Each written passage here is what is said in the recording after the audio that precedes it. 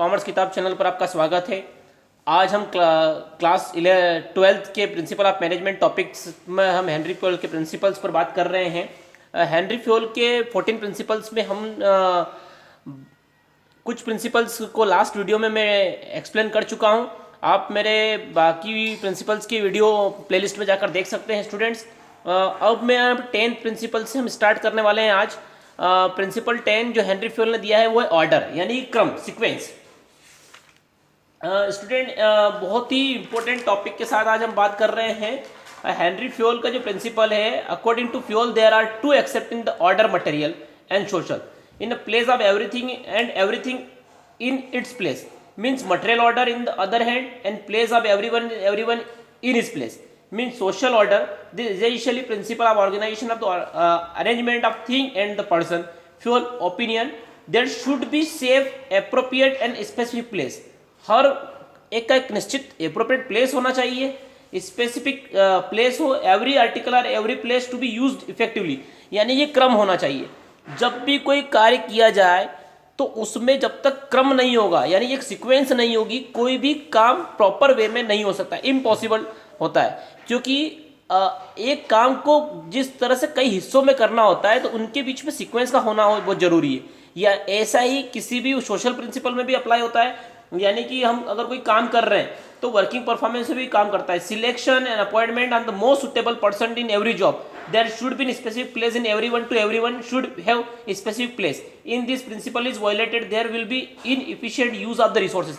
अगर आपने सही व्यक्ति को सही जगह अपॉइंट नहीं किया है, एक तो चीज़ ये हो गई। दूसरा महत्वपूर्ण है कि अगर आपने इस प्रिंसिपल को वायलेंट किया है तो आप रिसोर्सेज का प्रॉपर यूज नहीं कर सकते हैं। इसलिए क्रम का बहुत महत्वपूर्ण होता है।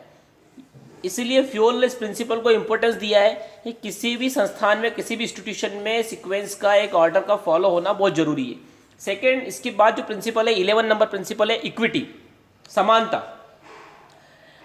स्टूडेंट्स, ये प्रिंसिपल समझाने के ठीक पहले मैं आपको बता देना चाहता हूँ, किसी भी इंस्टीट्यूशन की सफलता, सबसे बड़ी सफलता का राज है वो अपने कर्मचारियों के साथ कोई भेदभाव नहीं करे। एक्चुअली होता यही है कि इंस्टीट्यूशन में कहीं ना कहीं एक तरह का एक इन्वायरमेंट क्रिएट हो जाता है कि मेरा ये खास एम्प्लॉय है। ये सिस्टम कहीं ना कहीं इंस्टीट्यूशन को डिस्टर्ब करता है, क्योंकि बाकी एम्प्लॉयज़ के मन में एक अलग सा भेदभाव की फीलिंग आना चालू हो जाती है। तो जो छोटे इंस्टीट्यूशन होते हैं उन इंस्टीट्यूशन पे इसका इम्पैक्ट बड़े स्तर पे आता है, और बड़े इंस्टीट्यूशन में ये चीज़ धीरे धीरे गहराती जाती है और उसका इफेक्ट आना चालू होता है। इसीलिए फ्योल ने कहा है कि कर्मचारियों के साथ समानता पूर्वक व्यवहार होना चाहिए। The principle of equity suggest that the similar treatment in azure the people in similar position. It implies that the manager should be fair and impartial dealing with the subordinate. वो अपने सहायकों के साथ बिल्कुल इम्पार्शियल बिहेवियर करे। किसी भी तरह की पार्शियलिटी होना कहीं ना कहीं आपके इंस्टीट्यूशन के एम्प्लॉयज़ के बीच में एक डिस्टर्बेंस क्रिएट करेगा, और वो डिस्टर्बेंस आपके इंस्टीट्यूशन के लिए हार्मफुल है। डेफिनेटली कोई भी व्यक्तियों की विचारों के साथ अगर आपने कहीं भेदभाव करना चालू किया है तो definitely they should not fair someone and neglect other. कुछ लोगों को आप नेग्लेक्ट करें, कुछ लोगों को आप एक्स्ट्रा ट्रीटमेंट दें, तो ये डेफिनेटली आपके इंस्टीट्यूशन के लिए हार्मफुल है। Equity is essential to create in the maintain cordial relation between manager and the subordinate. Violation of this principle result in unhealthy relation. Definitely यही होता है। हम सब मानव स्वभाव लिए हुए हैं। अगर हम एक जैसी पोस्ट पे काम करने वाले व्यक्तियों के साथ अलग अलग तरह का व्यवहार किया जाता है तो ऐसी सिचुएशन में काम करने वाले एम्प्लॉय अपने आप में हीन भावना से ग्रस्त होते हैं। तो इसके लिए फ्योल ने कहा है कि इंस्टीट्यूशन की सफलता का राज यही है कि आप अपने कर्मचारियों के साथ समानता पूर्वक व्यवहार करें। नेक्स्ट प्रिंसिपल है जो कि बहुत महत्वपूर्ण है, और इस लॉकडाउन वाली सिचुएशन में मैं रिक्वेस्ट करूंगा उन सभी एम्प्लॉयर से कि वे अपने एलिजिबल और टेक्निकली साउंड एम्प्लॉयज़ के साथ बुरा व्यवहार न करें। स्टेबिलिटी बहुत ज़रूरी है। यदि आपके संस्थान में काम करने वाले कर्मचारियों को आप प्रेजेंट सिनेरियो में देखते हुए अगर आप उनको अपने संस्थान से बाहर कर रहे हैं तो इसका नुकसान आपको आगे जाके झेलना होगा, क्योंकि सिचुएशन हमेशा एक सी नहीं होती है।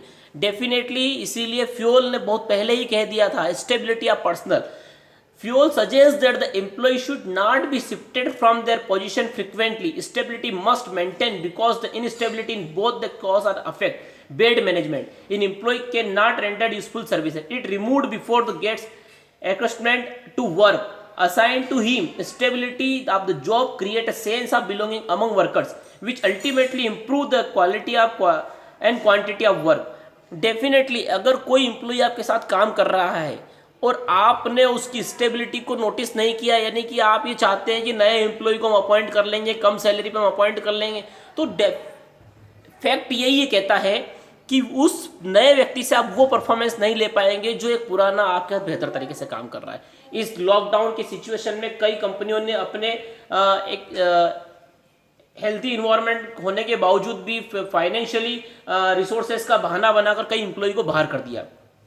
डेफिनेटली इसका इम्पैक्ट उन्हें आने वाले दिनों में देखने को मिलेगा, जो कि एक अच्छे एम्प्लॉय को अगर आप कंटिन्यू नहीं कर सकते हैं तो इसका नुकसान आपको झेलना होगा।